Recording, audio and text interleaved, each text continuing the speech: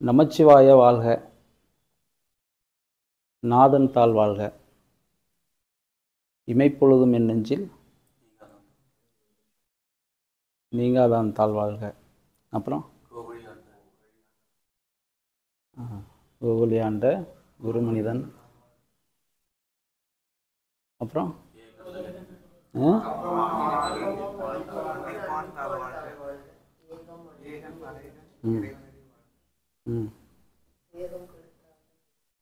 சொல்லுங்க, முழுசா சொல்லுங்க.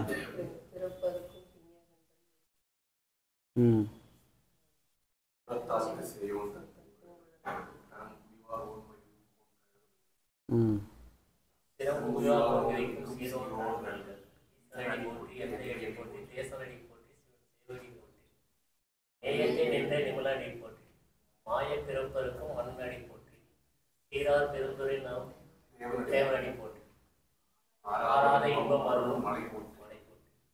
சிவன் அவன் என் சிந்தையில் நின்றதனால் அவன் அருளாலே அகழ்த்தான் மனை சிந்தை மகிழ சிவபுராணம் தன்னை முந்தை வினை முழுதும் மோய உரைப்பான் ஞான். கண்ணுதலாம் தன் கருணை கண் காட்ட வந்து எழுதி எண்ணுதற்கு எட்டா எழிலார் கடல் இறங்கி விண்ணிறைந்து மண்ணிறைந்து மிக்கா விலங்கொலியாய் எண்ணிறைந்து எல்லாம் இல்லாதே நின்பெரும் சீர் பொல்லாவினையின் குழுமாறு ஒன்றறியே புல்லாகி கூடாகி புழுவாய் மரமாகி பல்விருகமாகி பறவையாய் பாம்பாகி கல்லாய் மனிதராய் பேயாய் கணங்களாய் வல்லசுரராகி முனிவராய் தேவராய் செல்லான் இன்றைய தாவர சங்கமத்தும் எல்லா பிறப்பும் பிறந்திழைத்தேன் என்பெருமோன் மெய்யே உன் பொன்னடிகள் கண்டு இன்று உள்ளையே உயிர் என் உள்ளத்தில் ஓங்காரமாய் என்ற மெய்யாகுணா வடிப்பாக வேதங்கள் ஐயா என ஓங்கி ஆழ்ந்தார்கள் நன்னியனே மெய்யாய் தனியாய் ஏமான நான் விமலா பொய்யாயின எல்லாம் பொய்யகளை வந்தருளி மெய்ஞானமாகி விழுகின்ற மீச்சுடே விஞ்ஞானம் இல்லாதான் என்பது பெருமானே விஞ்ஞானம் தந்தை அகழ்விக்கும் நல்லறிவு ஆக்கம் அளவு இறுதி இல்லாய் அனைத்துலகம் ஆக்குவாய் காப்பாய் அழிப்பாய் அருள் தருவாய் போக்குவாய் என்னை கூறுப்பாய் நின் தொழுப்பி நாற்றத்தின் நேரியாய் சேயாய் நனியானி மாற்றம் மனங்கழிய நின்ற மறையோனி கறந்தவான் கண்களோடு நெய் கலந்தான் போல சிறந்தடியா சிந்தை நூல் தேனூன்றி நின்று பிறந்த பிறப்பருக்கும் எங்கள் பெருமான் விவரங்கள் ஒரு ஐந்துடையார் விண்ணோர்கள் ஏத்த மறைந்திருந்தாய் எம்பெருமான் வல்வினையின் தன்னை மறைத்திட மூடிய மாய இருளை அறம்பாவம் என்னும் அருள்கையிட்டால் கட்டி புறந்தோல் போத்து எங்கும் குழலுக்கும் மூடி பழஞ்சோறும் 9 வாயில் குடிலை மலங்க புலனைந்து மஞ்சனையை செய்ய விளங்க மனதா விமலா உனக்கு கலந்த அன்பாகி கசிந்து உருவம் நலந்தான் இல்லாத சீயனுக்கு நல்கி இளந்தன்மையில் வந்தருளி நீழ்கடலில் காட்டி நாயின் கடையாய் கிடந்த அடியனுக்கு தாயின் சிறந்த தயாவான தத்துவனி மாசற்ற சூரிய மலர்ந்த மலர்ச்சுடரே தேசனே தேனார் அமதே சிவபுரானே பாசமா பற்றெடுக்கும் மாறிக்கும் மாரியனே தேச அருள் புரிந்து நெஞ்சில் வஞ்சன் கடல் பேராது நின்ற பெருங்கருணை பேராரே ஆரா அமுதே அளவிலா பெண்மானி போராதா உள்ளத்தொழிக்கும் ஒளியானே நீராய் உருக்கிய நாருராய் நின்றானே இன்பமும் துன்பமும் இல்லானே உள்ளானே அன்பருக்கு அன்பனே யாவையுமா அல்லேன்மாய் ஜோதியனே துண்ணலே தோன்றா பெருமையனே ஆரியனே அந்த நடுவாகி அல்லானே பூந்தன்னால் கொண்டோனர்தான் தன் கருத்தி நோக்கரிய நோக்கே நுணக்கரிய நுண்ணுருவே போக்கும் வரவும் உணர்வுலாம் இனியனே காக்கும் என் காவலனே காண்பறிய வீரொழியே ஆட்டின்ப வெள்ளமே காமிட்டாய் சொல்லாத நுண்ணுணவாய் மாற்றமா மையகத்தின் வெவ்வேறே வந்தறிவோம் கேட்டனே கேட்ட தெளிவே என் சிந்தையினோர் ஊற்றான உண்ணார் அமதி உடையானே வேற்று விகார விடக்குடம்பை முன்கிடப்ப ஆட்டேன மையா அரணியும் என்று போற்றி புகழ்ந்திருந்த பொய்கிட்டு மெய்யானார் மீட்டிங்கு வந்து விடைவிலகி சாராமே கள்ளப்புலமை கட்டரிக்கும் வல்லானே நல்லூரில் நட்டம் பயந்தாடும் நாதனே தில்லையில் கூத்தனே தென்பாண்டி நாட்டானே அல்லல் கருவி அறுப்பானே ஓ என்று சொல்லற் கரியானை சொல்லி திருவடிக்கு சொல்லிய பாட்டின் பொருள் வந்து சொல்வார் செல்வ சிவபுரத்தின் உல்லாசவடிக்கு வள்ளுவோர் ஏற்றம். இப்போ என்னது ஒரு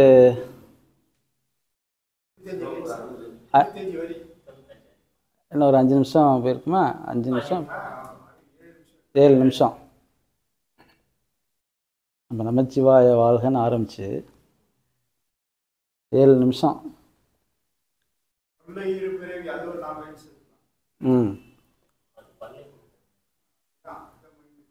இப்போ கேட்ட உடனே உங்களுக்குள்ள வந்து பிரிண்ட் ஆன மாதிரி கடகடன்னு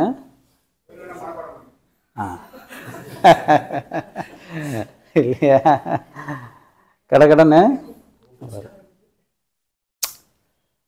அதில் ஸ்டார்ட் பண்ணி முடிச்சிங்க. அதில் வந்து முழுவதுமாக அவர் என்ன சொல்கிறாருன்னா, அவர் என்ன ஃபீல் பண்ணாரோ, அவருக்கு என்ன உணர்த்தப்பட்டதோ, அவருக்கு எது உணர்த்துச்சோ, இல்லை அவர் எதை எதுவாக பாவித்து உணர்ந்தாரோ அதை மட்டும்தான் சொல்லிக்கிட்டு வர்றார். இந்த 7 நிமிஷத்தில் இந்த பாடலில் இப்போ அவர் கடகடன்னு சொன்னதில், நீங்கள்லாம் சேர்ந்து சொன்னதில் அது மட்டும்தான் அவர் வந்து சொல்லியிருக்கார். ஆனால் சூசகமாக உள்ள இருக்கக்கூடிய விஷயங்கள் ஆமாம் நிறைய. இந்த 7 நிமிஷம் இவர் சொன்னதை சாமி சித்த வித்தைன்னு ஒரே வார்த்தையில் முடிச்சிட்டார், ஒரே பயிற்சியில் முடிச்சிட்டார் இல்லையா? இப்போ இங்கே நமச்சிவாய வாழ்க. இப்போ நம்ம இந்த 7 நிமிஷத்துக்கும் விளக்கம் சொல்லலை. நீங்கள் உடனே யோசிக்க போகிறீங்க, என்னடா நமச்சிவாய வாழ்க. ஏன்னா ஏகன் அநேகன் எந்த அடி போற்றி சிவனடி போற்றி ஈசனடி போற்றின் அதுக்கப்புறம் போகிறதெல்லாம் அவருடைய சாமி சொல்வார்ல, இந்த அதீத உணர்வு பிளம்பு, நம்ம அந்த எக்ஸ்ட்ரீமுக்கு போனதுக்கப்புறம் வரக்கூடிய விஷயங்களை அவர் சொல்லிட்டு வர்றார். நமச்சிவாய வாழ்க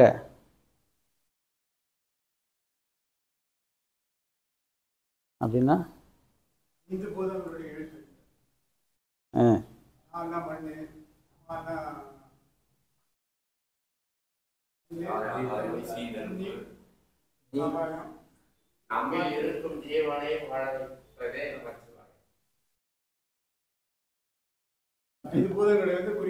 நமச்சிவாய வாழ்க, அதுக்கப்புறம் நாதன் தாழ்வாழ்க. இப்போ இந்த நமச்சிவாய வாழ்க, இப்போ ஐயா சொன்னது பஞ்சபூதங்களுடைய இந்த அச்சரம் சொல், அந்த வார்த்தை உச்சரிப்பு, அது ஒவ்வொன்றா பிரித்து கொடுத்துருக்காங்க. ஆனால் அதுக்கப்புறம் சொல்கிறாரு நமச்சிவாய வாழ்க நாதன் தாழ்வாழ்க. இப்போ இந்த பஞ்சபூதம் நமக்குள்ளே இருக்குது. ஆனால் அந்த பஞ்சபூதம் நமக்குள்ளே இருந்து இயங்கக்கூடிய நாதன், அதாவது ஒரே ஒரு ஆற்றல் இருக்குது. அந்த ஆற்றல் தான் இந்த நமச்சிவாயன்னு சொல்லக்கூடிய பஞ்சபூத ஆற்றலை இயக்கி கொண்டிருக்கு. ஆமாம், அதனால் அது இயங்கிக்கிட்டு இருக்கிறதுனால நமச்சிவாய வாழ்க. அது இயங்கிக்கிட்டு இருக்கு, பஞ்சபூதமாக இயங்கிக்கிட்டு இருக்கு. எங்கே? ஆமாம், உடம்புல. சரியா? உடம்புனா நீங்கள் கீழே எடுத்துக்கிறாதீங்க, நமக்கு உள்ளே தான். ஆமாம், ஏன்னா இதுதான் நமக்கு ஆகாயம். சிரசுக்குள்ள இயங்கி கொண்டிருக்கக்கூடியதை இயக்கி கொண்டிருக்கும் நாதன் தாழ்வாழ்க. அது இயங்கிக்கிட்டு இருக்கு, இது இயக்கிக்கிட்டு இருக்கு. அப்போ இங்கே வாழ்கன்னு சொல்லும் பொழுதே அந்த இயங்கி கொண்டிருப்பதற்கு தான் முதல்ல என்ன சொல்கிறோம்? வாழ்கன்னு சொல்கிறோம். நீ வந்துட்ட, பிரச்சனை இல்லை, அதனால் நீ நல்லா இருக்கணும். இப்போ உன்னை அனுப்பிச்சது யார்? நாதன் தாழ்வாழ்க, இறையாற்றல்னு சொல்லக்கூடிய, அது நம்ம ஜீவன் நம்ம வச்சுக்கலாம். நாதன் தாழ் வாழ்க. அதன் பிறகு தான் இது வாழ்க. இது ஜீவன் வாழ்க, நமச்சிவாய வாழ்க, நாதன் தான் வாழ்க. இமைப்பொழுதும் நீங்காதான் தாழ்வாழ்க. இது இமைப்பொழுதும் என் நெஞ்சில் நீங்காதான் தாழ்வாழ்க அப்படின்றது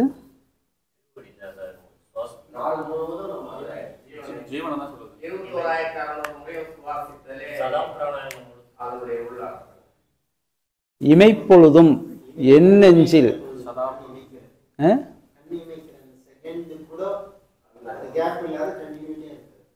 இப்படித்தான் நான் நினைச்சிருந்தேன்.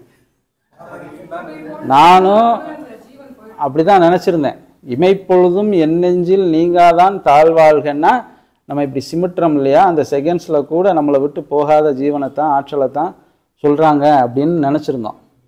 ஆனால் அது திரும்ப திரும்ப அந்த வார்த்தையை சொல்லும் பொழுது இமைப்பொழுதும் என் நெஞ்சில் நீங்காதான் தாழ். ஏன்னா அவர் இமைப்பொழுதும் சொல்லிட்டாரு, அதுக்கப்புறம் என் நெஞ்சில்னு சொல்கிறாரு. இமைப்பொழுதும் என் கண்ணில் நீங்காதான் தாழ்வாழ்கன்னு சொல்லியிருந்தா இப்போ சிமிட்டும் பொழுது இருக்கக்கூடிய, ஏன்னா கண்ணில் இருக்கல ஜீவசக்தி அப்படின்னு நம்ம எடுத்துக்கலாம். அவர் இமைப்பொழுதும் என் நெஞ்சில் கொண்டு வர்றார். என் நெஞ்சில் நீங்காதான் தாழ் வாழ்க. இங்கே எண்ணெஞ்சில்னு சொல்கிறாரே, அப்போ இந்த இமைப்பொழுதும் எதுவாக இருக்கும் அப்படின்னு பார்த்தா இப்போ நம்ம முழிச்சுக்கிட்டு இருக்கோம். இப்போ முழிச்சுக்கிட்டு இருக்கோம். நம்ம உயிரோடு இருக்கிறோம்ன்றது தெரியுது. சாமி சொன்ன தத்துவம். நீ தூங்கிட்டு இருக்கேல்ல, அப்போ உனக்கு தெரியுதா? நான் தெரியலை. அப்போ இமைப்பொழுதும் என்பது தூக்கம். இமைப்பொழுதும் என்பது தூக்கம். எண்ணெஞ்சில் அப்போ தூங்கிட்டோம்னா என்ன ஆயிடுது? தெரியாது. அது இப்போ அவங்க வழக்கு சொல்லும் பொழுது எண்ணெஞ்சில்னா இப்போ இதயம் இங்கே இருக்கு, துடிச்சுக்கிட்டு இருக்கு. அவங்க அப்படிதானே புரிஞ்சுக்குவாங்க, துடிச்சுக்கிட்டு இருக்கு. அதிலிருந்து நீங்காதான் தாழ்வாழ்க. நீ என் கூட இருக்கிறதுனால, நான் மறுநாள் காலையில் எந்திரிக்கிறேன், என் கூட இருக்கிறதுனால நீங்காதான் தாழ்வாழ்க. இந்த இமைப்பொழுதும் என்பது தூங்குகின்ற ஒரு பொழுதை குறிக்கக்கூடியது. இமைப்பொழுதும் என்பது சிமிட்டக்கூடிய நேரத்தை சொல்லலை. ஏன்னா அவர் இமைப்பொழுதும் எண்ணெஞ்சில்னு சொல்லிட்டார். அது சேர்த்து சொல்லும் பொழுது எண்ணெஞ்சில் நீங்காதான் தாழ்வாழ்கன்னு சொல்லும் பொழுது பகலை விட்டுருங்க. அது நீங்கள் முழிச்சிருக்கீங்க, பேசுகிறீங்க, ஆடுறீங்க, ஓடுறீங்க, எல்லாம் செய்கிறீங்க. இரவு சாமி சொல்கிறார்ல, நீ ராத்திரி என்ன நடக்குதோ அது உனக்கு தெரியாமல் இருக்கிறதுனால தான் நான் இதை உனக்கு சொல்லித்தரேன்னு சொல்கிறாரு. அப்போ இரவு அது எண்ணெஞ்சில் இருக்கக்கூடிய அந்த ஜீவனை தான் சொல்கிறாரு தாழ்வாழ்க. அடுத்து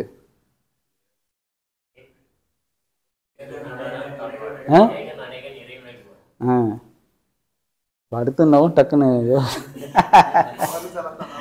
இது ஞானத்தில் என்ன, இந்த வாத்தியார்களெல்லாம் வகுப்பு எடுக்கும் பொழுது என்ன செய்வாங்க, எடுத்த வகுப்பு தானே 40 பேர் வருவாங்க, அடுத்த வருஷம் 40 பேர் வருவாங்க.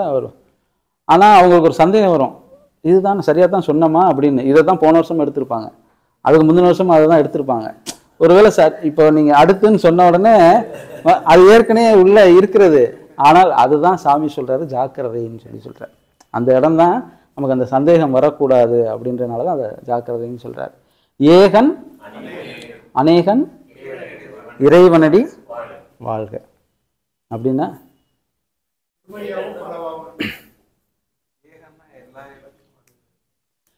ஏகன் அநேகன் ரைட்டு, சரி. ஏகன் கரெக்டு தான்.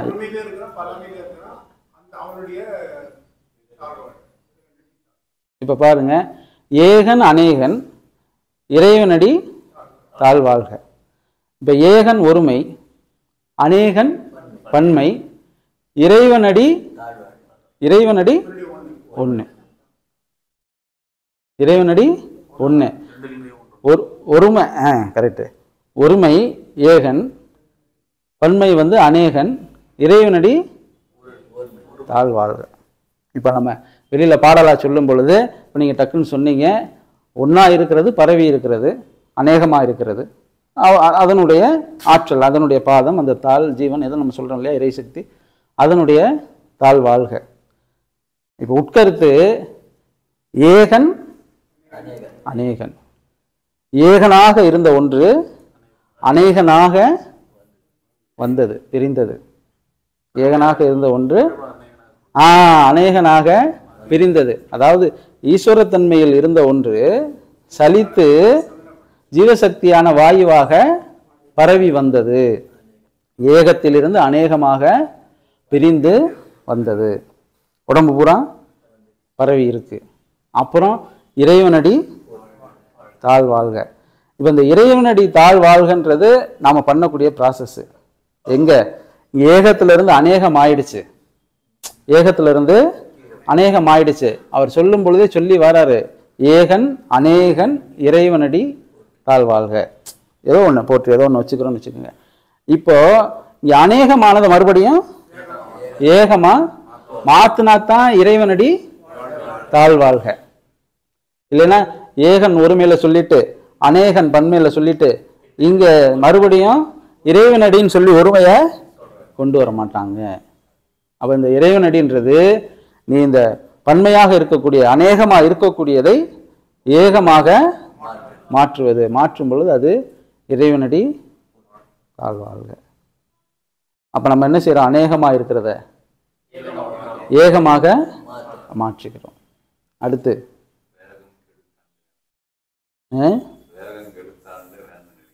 எதன் வேகம்? பிறப்பு இறப்பு வேதம் அது இதுல சித்தாந்தங்கள் அப்படின்னு சொல்ற பிறப்பிறப்ப நடந்துக்கிட்டே இருக்குன்னு மனதின் வேதம் வேகம் வந்து இந்த சுவாசத்துக்கு அதோகரியான வேதம் வேகம் கெடுத்தாண்ட அப்படிதான் பிடிக்கணும். ஆமாம், நம்ம ஒரு அர்த்தத்தை பிடிக்கும் பொழுது அதனுடைய முதல் எழுத்து வார்த்தை சொல், அதனுடைய இறுதி வார்த்தை, இது ரெண்டும் எடுத்துட்டிங்கன்னா நடுவில் இருக்கிறதெல்லாம் கிளியர் ஆகிடும். அவ்வளோதான், ரொம்ப சிம்பிள் தான் அது இல்லையா? வேகம் கெடுத்தாண்ட வேந்தனடி. இப்போ வேந்தன்னா நமக்கு எல்லாருக்கும் என்ன யோசனை வரும்னா, ராஜா மன்னர்னாலே வந்து பார்த்தீங்கன்னா இப்போ நம்ம ஈஸ்வரத்தன்மையை தான் சொல்கிறாங்க அப்படின்னு நமக்கு ஒரு உட்கருத்து வரும். அது இப்போ வேந்தன்னா அப்படித்தானே வரும். உடம்புக்கு ராஜா உயிர் தான் அப்படின்றது வரும். அப்போ உடம்புக்கு ராஜா உயிர்னும் போது இவர் இங்கே ஆரம்பிக்கும் போதே வேகம் கெடுத்தாண்ட வேந்தனடி வெல்க. இங்கே அவர் வாழ்கன்னு சொல்லலை, என்ன சொல்லிட்டாரு? வெல்கன்னு சொல்லிட்டார். இல்லையா? வெல்கன்னு சொல்லிட்டார். அப்ப இந்த வேந்தன் யாரு?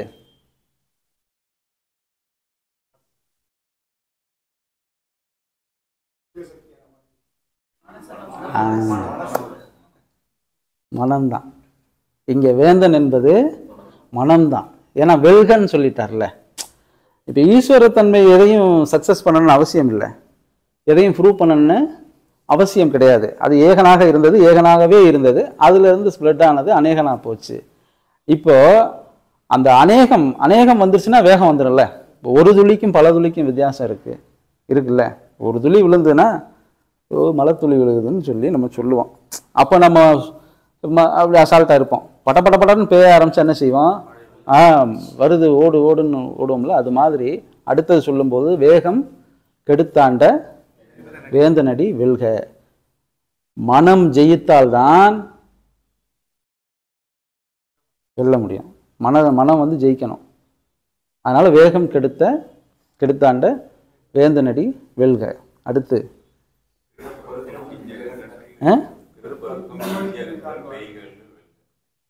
பிறப்பருக்கும் அப்படின்னா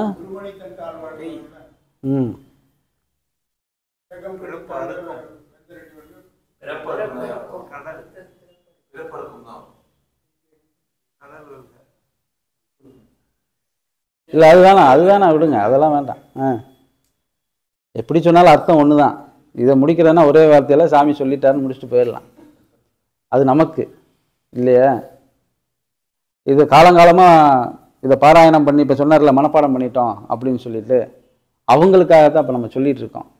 அதுக்குள்ள நமக்கும் இருக்கு இல்ல. சாமி அதை வச்சுதான் நமக்கும் எல்லா அர்த்தங்களும் கொடுத்துருக்காங்க இல்லையா? ஒன்று இருக்க போய் தான் ஒன்று வருது, இல்லை என்றால் இது செய்ய வேண்டிய அவசியம் இல்லைன்ட்டார். அமைதி இல்லாததுனால தான் நாம் சித்த சமாஜத்தை கொண்டு வந்தோம்னு சொல்லி சொன்னார். அது இருந்திருந்தால் இங்கே நாமே தேவைப்பட்டிருக்க மாட்டோம்னு சொல்லி சொல்றாரு இல்லையா? அது மாதிரி தான் அது. அப்படின்னா சொன்னா அப்புறம் அது இப்போ அர்த்தத்தையும் சொல்லுங்கல்ல. சொல்லுங்க, எனக்கு தெரியாது சத்தியமா. நீங்க சொல்லுங்க.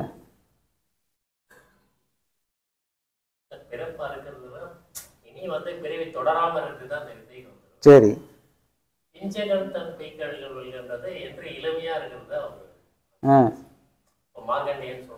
ஆமா.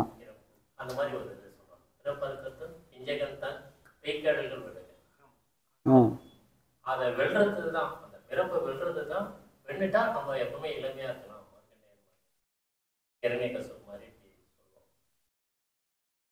கரெக்டான அர்த்தம். இப்போ நீங்க அப்படியே வெளியில சொல்லிட்டீங்க.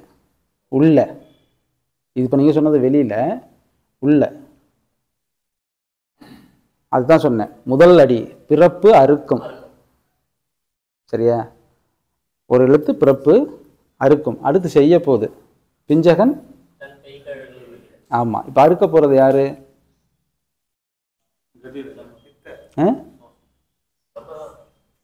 நீங்க அறுக்க போறீங்களா?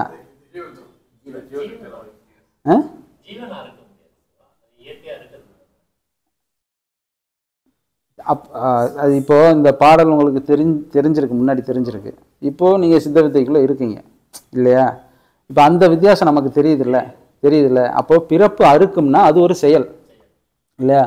போய் இலை வெட்டிட்டு வாங்க அப்படின்னா அது வாழை மரம் வேற, இலை அங்கே இருக்கு, போய் வெட்ட போறது யாரு?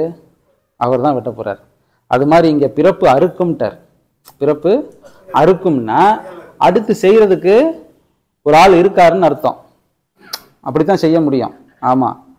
அப்ப அந்த பிஞ்சாகன்னு சொல்றது யாரு?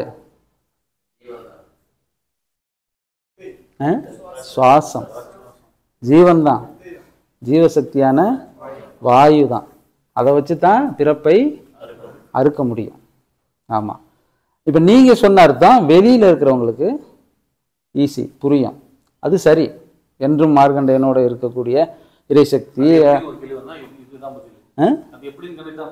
ஆமா ஆமா, அது அந்த வார்த்தையில சொல்லும் போது அப்படி இதுதான் பதில் இல்லையா? அப்ப என்றும் இளமையா இருக்க. இப்ப நமக்கு முதுமை வரும், நம்மளுடைய சுவாசத்துக்கு முதுமை வருமான வராது. 80 வயதிலையும் அதனுடைய ஓட்டம் இருந்துகிட்டு தான் இருக்கு. அப்ப அது என்றும் இளமையாக இருக்கக்கூடியது இல்லையா? அதனாலதான் மார்க்கண்டேயன் பேர் வந்தது இல்லையா? அடுத்த அடி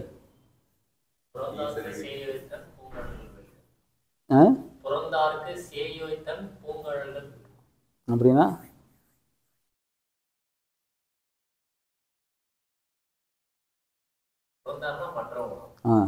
மற்றவங்களுக்கு அந்த சேவை செய்யறதுலயே வந்து நமக்கு அந்த இது கிடைக்கும்ன்றது ஒரு இது சேவையை சொல்றாரு. மற்ற ஆன்மாக்களையும் நம்மளோட இது பண்ணி அவங்களுக்கும் ஒரு சேவை பண்ணி அதை அவங்கள வெள்ள வச்சுன்னா நம்ம வந்து இதுவாக்கலாம். கரெக்ட். இங்க நீங்க புறந்தார்னு பார்த்தது வெளியில, உள்ள.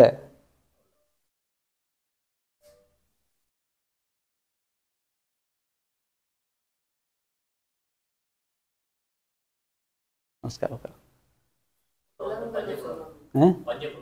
பஞ்ச இங்க புறந்தார்னு சொல்வது புலன்கள், அதைத்தான் சொல்றார் இல்லையா? அவங்களுக்கு தானே சேவை செஞ்சுட்டு உங்களுக்கு செய்கிறீங்களா? இல்லை இல்லை. நாக்கு சுவை, காதினுடைய இனிமை, பார்வையினுடைய அந்த உணர்தல், அனுபவித்தல், மூக்கினுடைய நுகர்தல், இதெல்லாம் நமக்கு செய்கிறது இல்லை. நம்ம சாப்பிட்றோம் அப்படின்னம்னா அந்த நாக்கில் பட்ட உடனே அது நமக்கு அனுபவிக்கிறோம், அவ்வளோதான். கேட்குறோன்னா அதை அனுபவிக்கிறோம், அவ்வளோதான். பட் அது நிரந்தரமான இல்லை. அப்போ வெளியில் இருக்கிறவங்களுக்கு நீங்கள் சொன்னது மாதிரி வெளியில் இருக்கிறவங்க அதை வந்து நீங்கள் என்ன சிவனடியார் சேவைன்னு சொல்லுவாங்க இல்லையா? அடியார்கள் சேவை, அதை நீங்கள் அப்படியும் வச்சுக்கலாம். ஆனால் தவத்தில் பார்க்கும் பொழுது ஐம்புலன்களுக்குமாக நீங்கள் செய்து கொண்டிருக்கக்கூடிய சேவை, அதை செய்யக்கூடிய அவனுடைய தாழ்வாழ்க அப்படின்றது. நீ என்னதான் இருந்தாலும் இந்த ஐம்புலனை நீ விட்டு கொடுக்கல இல்லையா? நீ விட்டு கொடுக்கல, நீ அதை இயக்கிக்கிட்டு தான் இருக்க. நான் அறியாமையில் இருக்கேன், ஆனால் அதை விட்டு கொடுக்காம நீ எனக்கு அதை உணர்த்திக்கிட்டு இருக்க பத்தியா? அதனால உன்னுடைய தாழ்வாழ்கன்றார். அடுத்து அப்படின்னா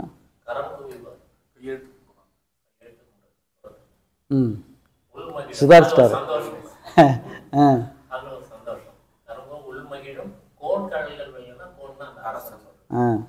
அவரை நம்ம வந்து எப்பவே வணங்கினே இருந்தா நம்ம ஜீவசக்தியை இயக்கினே இருந்தோம்னா அவர் சந்தோஷப்படுவாருன்ற மாதிரி சொல்றாரு. நம்ம இது இப்ப இங்கேயும் என்ன சொல்லிட்டாரு? வெல்கன்ட்டாரு. அங்க வாழ்கன்னாரு, இங்க வெல்கன். இந்த வெல்கன்ற இடத்துல எல்லாமே சோதனைக்குண்டான இடம், பரீட்சைக்குண்டான இடம். அப்ப இங்க இந்த அர்த்தம் என்ன சொல்லுது அப்படின்னா, நீங்கள் அவ்வளவு சீக்கிரம் தொழுது விட முடியாது என்பதைத்தான் சொல்றாரு. அவ்வளவு சீக்கிரம் எதை தொழ முடியாது? ஈஸ்வரன் சொல்லக்கூடிய இந்த ஆற்றலை அவ்வளவு எளிமையாக தொழுது விட முடியாது அப்படின்னு சொல்றார். அதனால வெல்க, முடிஞ்சா நீ தொழுது பாரு, உன்னால முடிஞ்சதுன்னா நீ அதை தொழுது பாரு அப்படின்னு சொல்றாரு. ஏன்னா அவர் அவருக்கு சொல்லலை, அவர் அனுபவிச்சதை சொல்லிட்டாரு, நமக்கு சொல்றார். நமக்குன்னா வெளியில இருக்கிற இந்த சிவனடியார்கள் இதை பின்பற்றிட்டு இருக்கக்கூடியவர்களுக்கு சொல்றாரு. அடுத்து சிரம் குவிவார் ஊங்குவிக்கும் சீரோன் கடல் சாமியினுடைய தத்துவம் இருக்குது இதுல. சிரம் குவிவார் ம் ஒன்றிணைப்பது. ஊங்குவிக்கும்னா அதை மேல் நோக்கி இது அடுத்த வரி ஓங்குவிக்கும் சீரோன் கடல் சீரோன் சீரோன் கடல் வெல்க. வெல்க. இப்போ இது சாமியினுடைய தத்துவம் அது. நம்ம இங்கே பூர்வ மத்தியத்தை பார்க்குறோம். அங்கே சீரோன்னு சொல்லி ஒரு வார்த்தை சொல்கிறார். அது உன்னால் முடியுமா? உன்னால் முடியுமா? சீரோன்றதுக்கு இன்னொரு அர்த்தம் இருக்குது. உயர்ந்தன்னு சொல்லி ஒரு அர்த்தம் இருக்குது. உயர்வான, உயர்ந்த அப்படின்னு ஒரு அர்த்தம் இருக்குது. இந்த சீரான கதி வரும் பொழுது நம்ம உயர்ந்த இடத்துக்கு போயிடுறோம். சீரான கதி வரலைன்னா நமக்கு மேலே இங்கே போகிறதுக்கு முடியாது. அதைத்தான் அவர் என்ன சொல்கிறாரு? சீரோன் கடல் வெல்க. நீ முடிஞ்சா அதை சீர் செய்து பாரு, பண்ணிப்பார். முடிஞ்சா அதை நீ சீர் செஞ்சிரு இல்லையா? சிரம் குவிவா எங்க அது போய் நிற்கும் சொல்லிட்டார். எங்க அது போய் என்ன சொல்லிட்டாரு? அது எங்க நிற்கும் சொல்லிட்டார். அது எங்க நிற்கும் அப்படின்றத சொல்லிட்டார் இல்லையா? ஆமா, கட்டிட்டாரா? ஆனால் என்ன சொல்றாரு? சீரோன் நீங்க சீர்படுத்தினாதான் அது அங்க போய் நிற்கும்ன்றாரு. நீங்க சீர் செய்யாம அது அங்க போய் நிற்காது அப்படின்றாரு. அப்ப அதை முடிஞ்சா நீ வென்று பார் அப்படின்னு சொல்லி சொல்றாரு. அடுத்து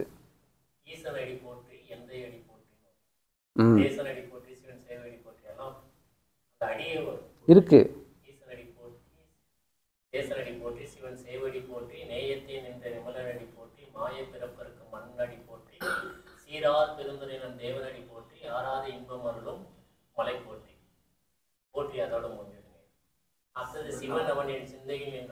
அது அப்படியே விட்டுருவோம்.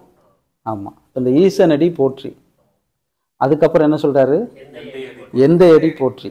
அதுக்கப்புறம் தேசனடி போற்றி. அதுக்கப்புறம் சிவன் சேவடி. எல்லாத்தையும் லிங்க் பண்ணுங்க அப்படியே. சிவன் சேவடி போற்றி. அதுக்கப்புறம் நேயத்தே நின்ற நிமலனடி போற்றி. அதுக்கப்புறம் மன்னனடி போற்றி.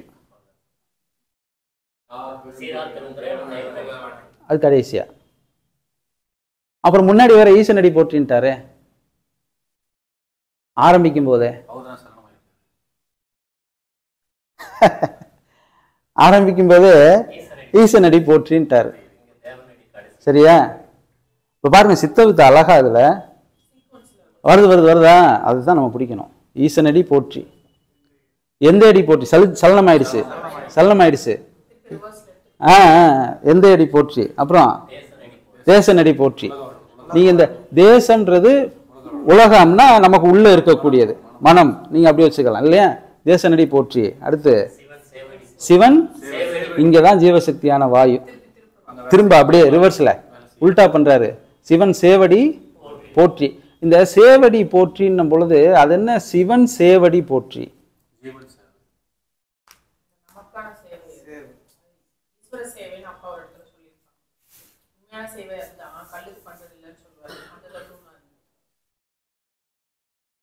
இந்த சிவன் சேவடி போற்றி. சிவனுன்றது ஒரு பொருள், சலிச்சு வந்தது, அது ஒரு பொருள். அதுக்கு கூட சேவடி போற்றின்னு சொல்லி சொல்றார். நம்ம நிற்கிறோம், நம்ம வெயில் நின்னோம்னா நம்மளுடைய நிழல் விழும் இல்லையா? இப்போ நம்ம ஈஸ்வரனை அறியறதுக்கு ஜீவனை பிடிக்கணும், ஜீவனை அறியறதுக்கு சக்தியை பிடிக்கணும். அந்த சக்தி தான் மனமா இருக்கிறது. ஆனா இங்க அவர் சொல்லும் பொழுது சேவடி போற்றின்றாரு. அதாவது சிவன் இல்லாமல் சக்தி இல்லை. அப்ப அவர் இங்க என்ன சொல்றாருன்னா, எதை வணங்க சொல்றாருன்னா, நீ சிவனை வணங்குறையோ இல்லையோ, ஆனா சக்தியை வணங்கிதான் ஆகணும். அதைத்தான் சாமி என்ன சொல்றாரு? மனமே குருன்றாரு. மனசை பிடிக்கணும்னு சொல்லி சாமி சொல்றாரு. அதைத்தான் சிவன் சேவடி போற்றி அப்படின்னு சொல்லி சொல்றாங்க. அடுத்து மாய நேயத்தை நின்ற நிமல் போற்றி. இந்த நேயத்தை நின்ற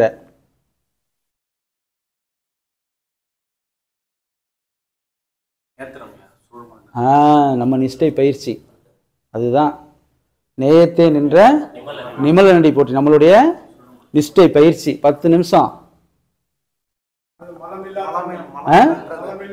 மனமில்லா தன்மை. அதில் ஒரு சூட்சமாக வச்சிருக்கார். நேயத்தே நின்ற நிமலனடி போற்றின்னு சொல்லியிருக்கார். இப்போ அவர் என்ன சொல்லிட்டாரு? நேயத்தே நின்ற நிமலனடி போற்றின்னு சொல்றாரு. இல்லை இப்போ இந்த நிமலன் சொல்லும்போது என்ன சொல்றாரு? இப்போ நமக்கு உடனே டக்குன்னு என்ன வரும்னா மனமில்லா தன்மை. இப்போ ஐயா சொன்னார் மனமில்லா தன்மைன்னு சொல்லி, அழுக்காறு இல்லாத தன்மைன்னு சொல்லி வருது இல்லையா? அதுக்கு உள்ள இன்னொன்று என்ன வைக்கிறாருன்னா, இப்போ இங்கே வந்து மனமற்ற நிலைன்னு ஒன்று கிடையாது அப்படின்னு சொல்லலாம். நிர்மலன் ஆமாம் இல்லையா? மனமற்ற நிலை இல்லைன்னு ஒன்று இருக்கு. மனமற்ற அப்படிலாம் இருக்கவே முடியாது மனமற்ற நிலை. ஆனால் மாறா என்ன சொல்லலாம்னா, மனம் இருக்கு, உனக்கு தேவையில்லைன்னு அதை என்ன செய்யலாம்? தள்ளி வைக்கலாம்னு ஒரு ஒரு ஒரு ஒரு இது இருக்கு. உங்களுக்கு தேவையில்லைன்னா ஆட்படாத நிலை, அதை தள்ளி வைக்கலாம் அப்படின்னு சொல்றாரு. இப்போ என்னன்னா, சுத்தம் பண்ணியாச்சு. சுத்தம் பண்ணிட்டு என்ன செஞ்சிடறான்? ஓரமாக வச்சிடறான். பாத்திரத்தெல்லாம் கழுவி ஓரமாக வச்சிடறான். திரும்ப எடுத்து புழங்குனா அழுக்காயிடும். திரும்ப கழுவி திரும்ப ஓரமாக வச்சிடறோம். திரும்ப எடுத்து புழங்குறோம். அது மாதிரி இங்கே அப்படி தள்ளி வச்சிடறோம். அதுதான் என்ன சொல்றாரு? நிமலனடி போற்றின்னு சொல்றாரு. நீ ஏற்கனவே அப்படிதான் இருந்த, நான் சுத்தம் பண்ணிட்டேன், அதனால நிமலனடி போற்றி. நேயத்தே நின்ற எங்க மட்டும் சொல்றாரு? இங்கே கவனிக்கும் போது மட்டும். சொல்றார். நேயத்தே நின்ற நிமலனடி போற்றி. அடுத்து மாய பிறப்பருக்கும் மன்னனடி போற்றி. மன்னன்னா மனம் பார்த்தோம் இல்லையா? மனம் தான் அங்கே ஜெயிச்சதுனால இப்போ வேந்தன்னா மனம்னால மன்னன்னா மனம்னு வந்துட்டீங்க இல்லை? அது சரி. அரசன், மன்னன், வேந்தன், கோமகன் இல்லையா, தலைவன் இருக்குல்ல. பாருங்க, நம்ம டக்குன்னு எல்லாம் ஒன்று தான் நினச்சிக்கிறோம். ஆனால் வெவ்வேறு அர்த்தம் சாமி சொல்லியிருக்காரு. வெவ்வேறு அர்த்தங்கள் இருக்கு இல்லையா? இவர் அங்கே போட்ட அரசனையே இங்கேயும் போட்டிருக்கலாம், அங்கே போட்ட வேந்தனையே இங்கேயும் போட்டிருக்கலாம். ஆனால் இங்கே மன்னன்ட்டார். மாய பிறப்பருக்கும் மன்னனடி போற்றி. இந்த மன்னன்னா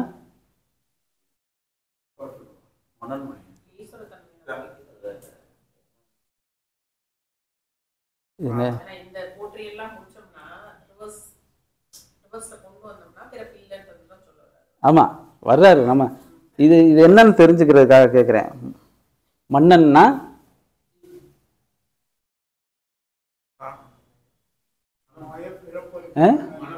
மனம் கரெக்டு. இப்ப மன்னன்னா அவர் சொன்னாரு மனம் கரெக்ட். எந்த மனம் கரெக்டுன்னு கேட்கிறேன்.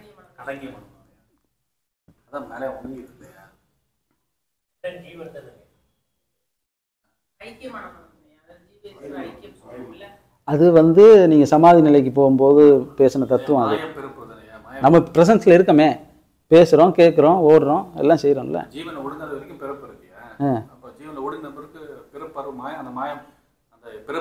இப்ப பாருங்க, மாய பிறப்பருக்கும் ஈசனடி போற்றின்னு சொல்லியிருக்கலாம் அவரு. ஆனா இங்க மாய பிறப்பருக்கும் மன்னனடி போற்றின்ட்டாரு. இப்ப என்னன்னா, ஈஸ்வரனை தனியாவே வச்சாச்சு, அவ்வளவுதான். ஏன்னா அவர் தான் எல்லாத்துக்கும் மூல காரணம்ன்றனால அவர் அங்க தனியாவே வச்சாச்சு. இங்க மாய பிறப்பருக்கும் மன்னனடி போற்றின்ட்டாரு. மன்னன்னா மனம் கரெக்டு. எந்த மனம்? அதுக்கு இன்னொரு பேர் சாமி வச்சிருக்காரு.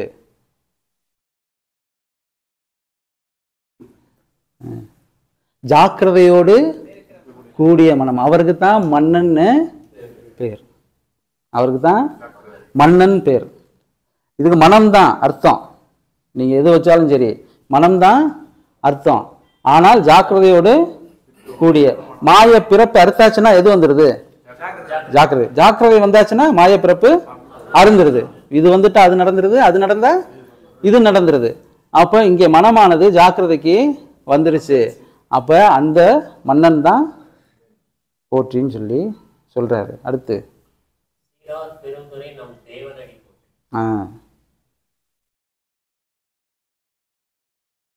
சீரார் பெருந்துரை. என்ன சொல்றாரு? நம் தேவனடின்னு சொல்றாரு. கீழே இடையில பெருந்துரைன்னு சொல்லியிருக்காரு, அதை சீரார்ன்னு சொல்றாரு. அப்புறம் கீழே வந்து நம் தேவனடின்னு சொல்றாரு.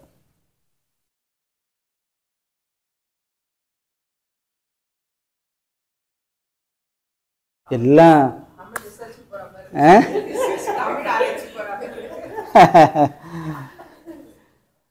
தெரியணும்.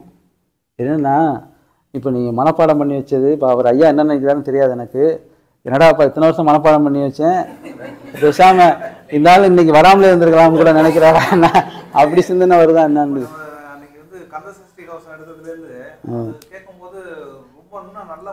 அப்போ இதில் போயிடுவோம், அப்புறம் அங்கிட்டு வந்துடும். ஆமாம்,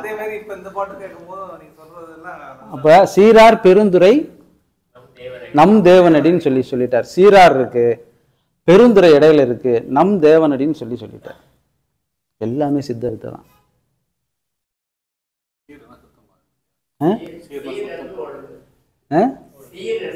ஒழுங்கு திருத்தம், அதான் சொல்லிட்டாரேன். ஒழுங்கு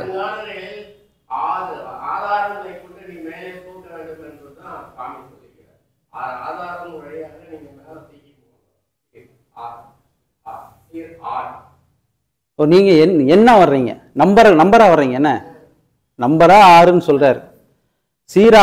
சீரார் பெருந்துரை நம் தேவனடி. இப்ப இந்த போற்றின்றது இல்ல நான் தப்பா சொல்லல, கரெக்ட் நீங்க சொன்னது. இப்ப சீரார்ன்றது இப்ப பெருந்துரை நம் தேவனடி போற்றின்னு சொல்லிட்டார். ஏற்கனவே அது ஒழுக்கமாக தான் இருக்கு. ஏற்கனவே அது ஒழுக்கமாக தான் இருக்கு, அது மாறலை. அதான் முதல் சீரார்னு சொல்லிட்டார். சீரார்னா ஒழுங்கா இருக்கக்கூடிய சொல்லிட்டு தான் பெருந்துரை இல்லையா. அதுக்கப்புறம் வாழும் நம் தேவனடி போற்றின்னு சொல்லிட்டார். இந்த பெருந்துரை என்பது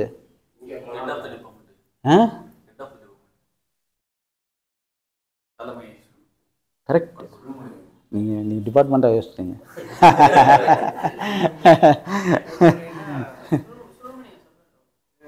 நான் ஏற்கனவே ஏன்னா அவர் என்ன சொல்றாரு, சீரார் ஏற்கனவே இருக்கிறது தான் சொல்றாரு. ஒழுங்குபடுத்த வேண்டிய முன்னாடியெல்லாம் சொல்லிட்டாரு. அது ஏற்கனவே இவர் என்ன சொல்லிட்டு வர்றாரு, இப்போ எல்லாத்துக்கும் நன்றி சொல்லிட்டே வர்றாருல்ல.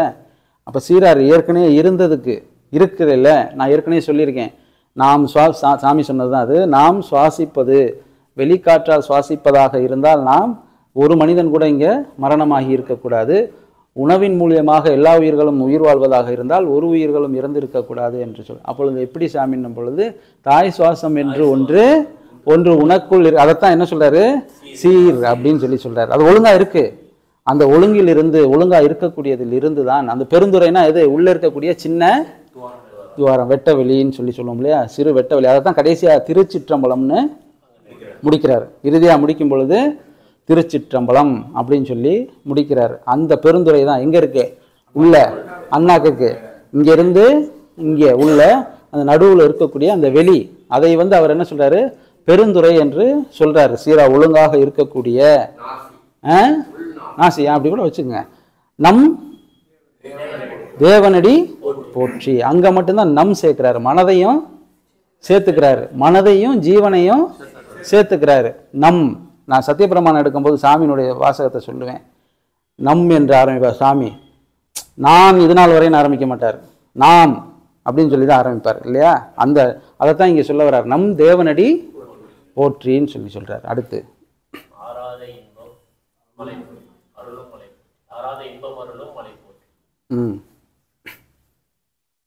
ஆறாத இன்பம் அருளும் மலை போற்றி.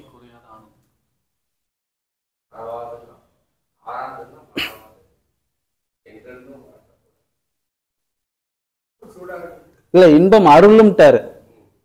என்ன சொல்லிட்டாரு, இன்பம் அருளும். சாமி சொல்லியிருக்காரு சிதகத்துல இத, இன்பம் அருளும் மலை போற்றி.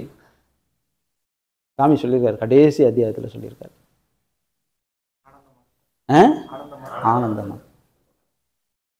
ஆனந்த மத்தன். அதை இங்க இவங்க சொல்லும் பொழுது ஆறாத இன்பம் அருளும். இன்பம் தொடர்ந்துகிட்டே இருந்தா அது என்ன ஆயிடும், ஆனந்தமா மாறிடும். ஒரு சொல்லா சொல்லும் பொழுது இன்பம் இன்பம் மாத்திரம்தான். இந்த நேரத்துக்கு நான் ஒன்று சொன்னேன்னா அவர் சந்தோஷப்படுறாருன்னு அது வேற. பட் அதை அள்ளி அள்ளி நம்ம கொடுக்குறோம் அப்படின்னா பரவசத்தில் திளைத்து போகுது, அதற்கு பேர் ஆனந்தம் இல்லையா?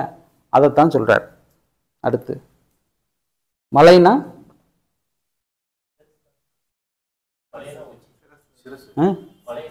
இன்னொன்று இருக்கு,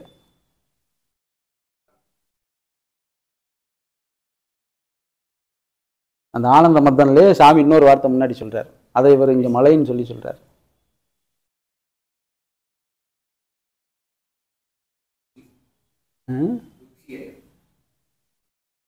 அது நம்ம இயல்பா சொல்றது. அறாத இன்பம் அருளும்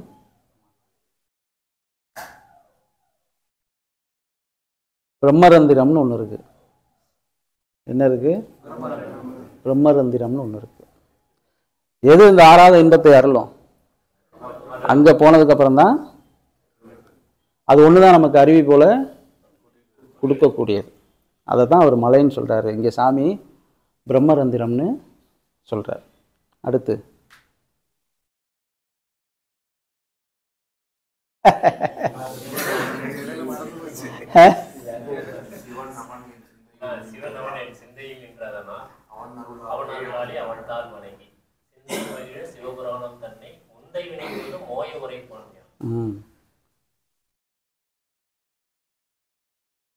அவனாலே அவன் தாழ் வணங்கி. அதுக்கு முன்னாடி என்ன சொல்றாரு? அதுக்கு முன்னாடி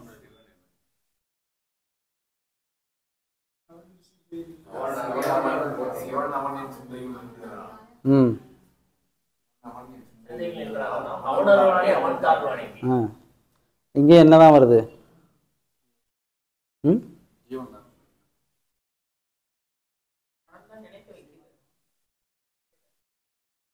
திரும்ப சொல்லுங்க. சிவன்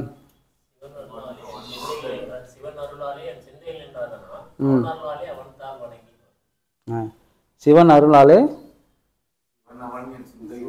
சிவன் அவன் என் சிந்தையில் நின்றதனால் இல்லையா?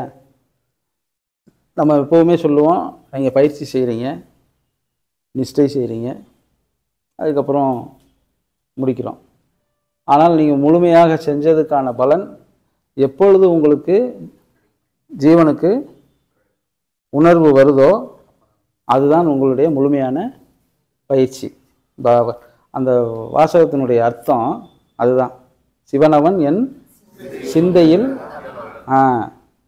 இல்லையா? அப்போ சிந்தைனா நம்ம இங்கே சுழுமுனையில் நம்ம இங்கே வச்சுக்கிறோம். வச்சுட்டு ஜீவனுக்கு உணர்வு வரக்கூடிய நேரம். அதுக்கப்புறம் என்ன வருது? வந்ததுக்கப்புறம் இந்த உணர்வு எங்கேருந்து வந்தது? ஜீவன்ல இருந்து தான் வந்தது. ஜீவனுக்கு உணர்வு வந்தது ஜீவன்ல இருந்து தான் வந்தது. அதனால அவனாலே அவன் அருளாலே அவன்தால் வணங்கி அப்படின்னு சொல்லி சொல்றார். இந்த இடத்துல தான் ஜீவனுக்கு உணர்வு வரக்கூடிய நிலையை சொல்றார். அடுத்து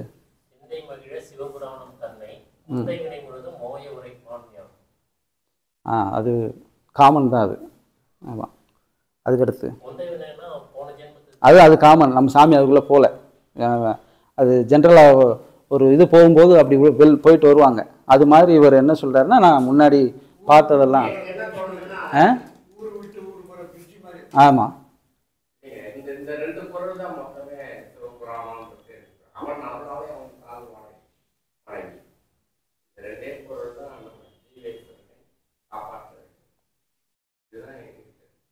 என்ன நீ முதலே சொல்லிடலாம்ல என்கிட்ட. நம்ம என்ன செய்யறோம்னா, உள்ள இருக்கக்கூடிய இது ஏன் நான் இன்னைக்கு இந்த இது வந்தது அப்படின்னா, அப்போ நாங்கள் இன்னைக்கு இந்த வெளியில் போயிருந்தோம்.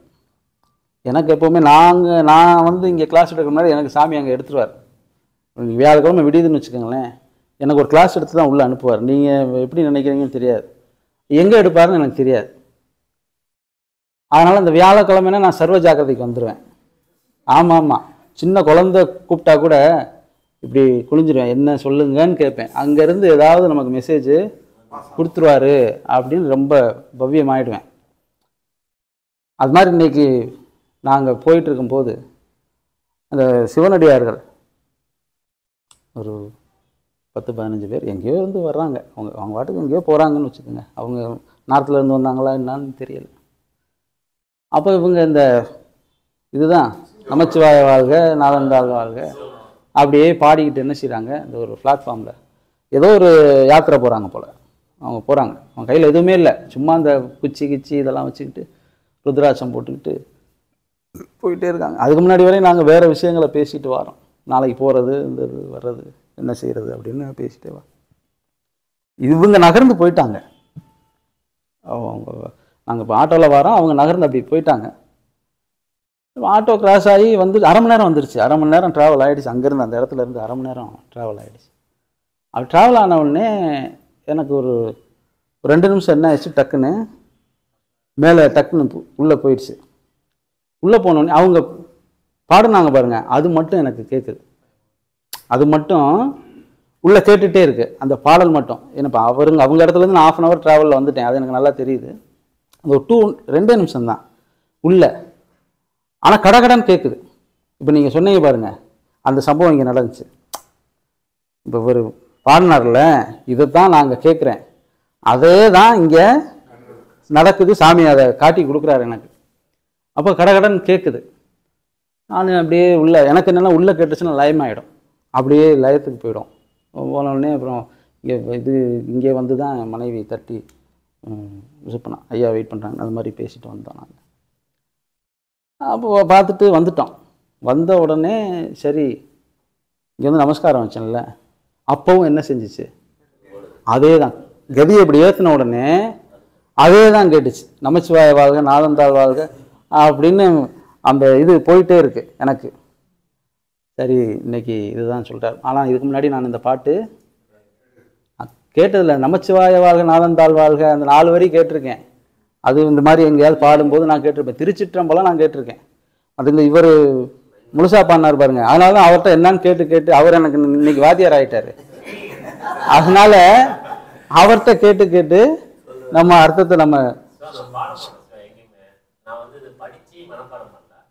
யோகத்துக்கு தான் வந்தேன். பக்தி மாத்த சும்மா அவங்க கூட போகும்போது அவங்க பாடும்போது கேட்டுன்னு இருந்தேன். எங்கேயா போய் பாடினா பாதியில் நிடும். இப்போ நீங்க சொல்லும் போது இடையில கட்டாது. நானா பாடினேன்னு எங்கேயாவது கோயில தனிமை உள்ளாவே வந்துடும். அதெல்லாம் நான் எங்கேயும் பாட மாட்டேன். நீங்க கேட்கும் போது கூட யோசனை பண்ணிக்கினே இருந்தேன், நம்ம பாதியில கட்டாயிடுவோமா ஆய்வு இருக்கிறாரு. இங்க பிடிக்கிற மாதிரி இல்லாத மாதிரி நானா பாடினா தனிமையில எங்கேயாவது அவரா உள்ளுணர்வு தரும். நீ இப்ப பாடுன்னா அப்பதான் நான் பாடுவேன். அது மாதிரி இப்போ முதல் தடவை கேட்டது அது அப்படியே வந்துக்கிட்டே இருக்குது. அதனால் இன்றைக்கி இதை சொல்லணும், எடுக்கணும். நானே இன்றைக்கி தான் இவ்வளோ விஷயம் தெரிஞ்சுக்கிட்டேன். இவ்வளோ விஷயம் இதுக்குள்ள உண்மை அதுதான், பொய் கிடையாது. ஏன்னா நான் சித்தவேதமே 25 வருஷத்துக்கு அப்புறம் தான் படிச்சிருக்கேன். அப்படின்னும் போது இதெல்லாம் நான் மெனக்கெட்டு எங்கே கேட்டிருக்க போகிறேன்? இல்லை, நம்ம கேட்டதில்லை. முருகபக்தராக இருந்ததுனால கந்தசஷ்டி கவசம் நம்ம அடிக்கடி கேட்டிருக்கோம். அது பாட்டு ஒவ்வொரு வீட்லையும் பாடும், ஒவ்வொரு இடத்துலையும் பாடும், போகிற இடங்களில் பாடும். ஏன்னா நம்ம திருப்பூரில் படித்ததுனால இந்த பழனியை சுற்றி இருக்கிறனால எல்லாம் பாடிட்டே இருக்கோம், அது கேட்டிருக்கோம் இல்லையா? விநாயகர் அகவல் கூட நம்ம எப்பயாவது நம்ம கேட்டிருக்கோம். இந்த சிவபுராண மாணிக்கவாசகர் சமாதியிலேயே நான் விளாண்டுருக்கேன். திருவாரூரில் அவர் சமாதியிலே கண்ணாமூச்சி விளையாட்டு விளாண்டுருக்கோம். கட்டிட்டு போயிட்டு பின்னாடி போய் சமாதி பின்னாடி மறைஞ்சிக்கிறோம், ஒவ்வொருத்தராக தேடி கண்டுபிடிக்கணும். இப்படி தான் விளையாடுவோம். ஆமாம், எங்கள் சித்தப்பா ஊர் அது. போயிட்டு நாங்கள் ஒரு 4 பேர். எங்க? இல்லை இல்லை இல்லை, திருவாதூர். திருவாதூர் அது அங்கே அவர் பிறந்த ஊர். மாணிக்கவாசகர் பிறந்த ஊர் அங்கே வீடு அந்த இதெல்லாம் இருக்குது, அப்படியே இருக்குது. அங்கே தான், மதுரை தான், மேலூர் பக்கத்தில். அப்போ அங்கே போய் விளையாடுவோம். கண்ணை கட்டிட்டு அவர் பின்னாடி ஒளிஞ்சுக்கிடுவோம், வந்து கண்டுபிடிக்கணும். அப்போ தெரியல ஒளிஞ்சு விளையாடுறது இது அப்படின்றது நமக்கு தெரியல. அதுக்கப்புறம் தான் மதுரை தான். நம்ம அப்போல்லாம் கேட்டதில்லை. பட் அங்கெல்லாம் கூட இது பாடி இருக்கு, பட் என்ன நமக்கு தெரியாது. இன்னைக்கு அது உணர்வு பூர்வமாக நம்ம சாமி சொன்ன மாதிரி தான், சாமி காட்டின மாதிரி தான் அது. சரி, இதை நம்ம இன்னைக்கு எடுக்கணும்னு சொல்கிறாரு போலன்னு சொல்லி எடுத்தது.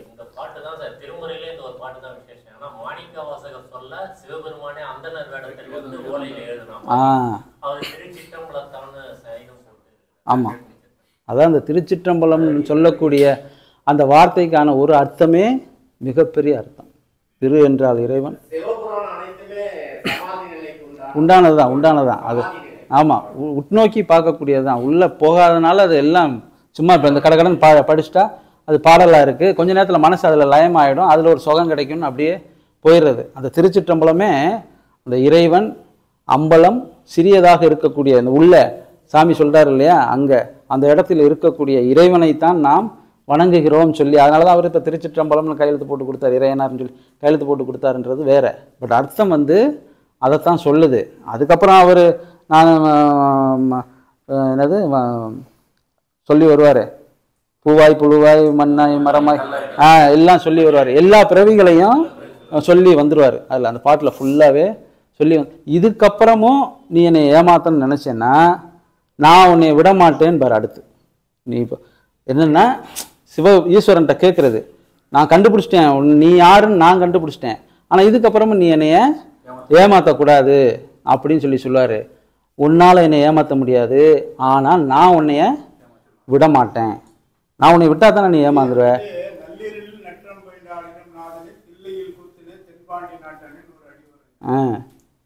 அதில் வருது பாட்டு தான் அது. அதுதான். அதனால் இது எல்லாமே சீக்வன்ஸாக நீங்கள் உட்காந்து பார்த்தீங்கன்னா உள்ள ஃபுல்லாக சித்த வித்தை தான் இருக்குது. அவங்களுடைய பயிற்சி இருக்குது, ஜாக்கிரதை இருக்குது, லயம் இருக்குது, ஜீவ ஐக்கியம் இருக்குது, ஒடுக்கம் இருக்குது, ஆனந்த மத்தன் இருக்குது. அது ஆரம்பத்திலே சொல்லிட்டு வருவார். கோகலியாண்ட குருமனிதன் ஆமாம் சொல்லி வருவார். அப்படின்னு நீங்கள் வச்சுக்கிட்டீங்க.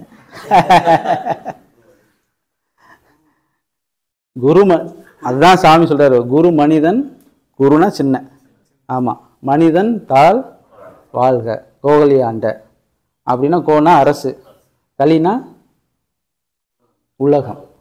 இந்த உலகை ஆண்டு கொண்டிருக்கக்கூடிய இந்த இடத்துல மட்டும்தான் நம்மளை மனிதன்னு என்ன சொல்றாரு, அக்செப்ட் பண்றாரு. அதாவது நம்ம மனதின் மூலியமாக இயங்கி கொண்டிருப்பதால் கடைசி அவரை வழியில் நான் உன்னையும் வணங்கி தான் ஆகணும். அதான் வள்ளலார் சொல்றாருல, என்னை நானே வணங்கி நான் பெற்ற இன்பம் சொல்லி சொல்றாரு. என்னை நானே வணங்கி நான் பெற்ற இன்பம் சொல்லி சொல்றாரு. அதை இங்கே இவர் வந்து என்ன சொல்றாரு, கோகலியாண்ட குருமனிதன் தாழ்வாள்கன்னு சொல்லி சொல்றாரு. அது கொஞ்சம் முன்ன பின்ன மாற்றி சொல்லுவாங்க. இங்கே சாமி வந்து மனமே குருன்னு சொல்லிட்டார். இந்த மனிதன்கிற வார்த்தை அவர் பயன்படுத்தலை. ஏன்னா சாமி என்ன பண்ணிட்டார், ஒருபடி மேலே போய் இருகாலி விலங்குகளாகும் மனிதர்கள்னு சொல்லிட்டார். என்ன சொல்லிட்டாரு, விசேஷம்லாம் ஒன்றும் கிடையாதுடாப்பா, நம்ம 2 கால் விலங்குகள் அவ்வளோதான். நீ விசேஷம்ட்டேன்னா உனக்கு கொஞ்சம் கர்வம் மேலே ஏறிடும், அதனால் நீ அதுக்கெல்லாம் போகாத அப்படின்னு சொல்லிட்டார். அவங்க பக்தி மார்க்கத்தில் இருந்து சொன்னதுனால எல்லாவற்றையும் உயர்வாகவே சொல்லிட்டு வர ஆரம்பிச்சாங்க. அதனால் அந்த பாடல்களாக அது உயர்வு பெற்றே இருந்தது. ஆமாம், இந்த பாடல்கள் உயர்வு பெற்றே இருந்தது. அர்த்தங்கள் அப்படியே உள்ள நின்று போச்சு.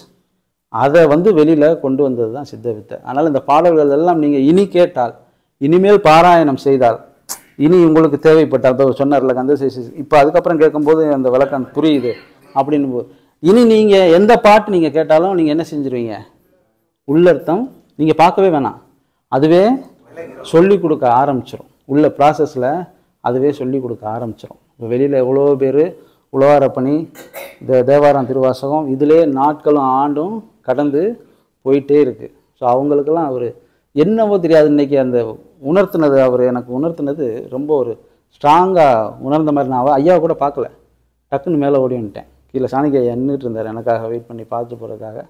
எனக்கு கிளாஸ் இருக்குது, நான் உடனே போகிறேன் அப்படின்னு சொல்லிட்டு வேகமாக வந்தாச்சு. சரியா, இதெல்லாம் ஞாபகம் வச்சுக்குங்க.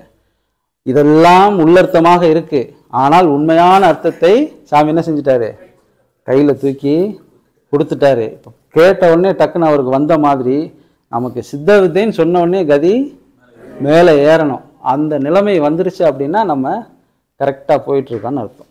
சரியா, நமஸ்காரம் பண்ணிவிட்டு பேசி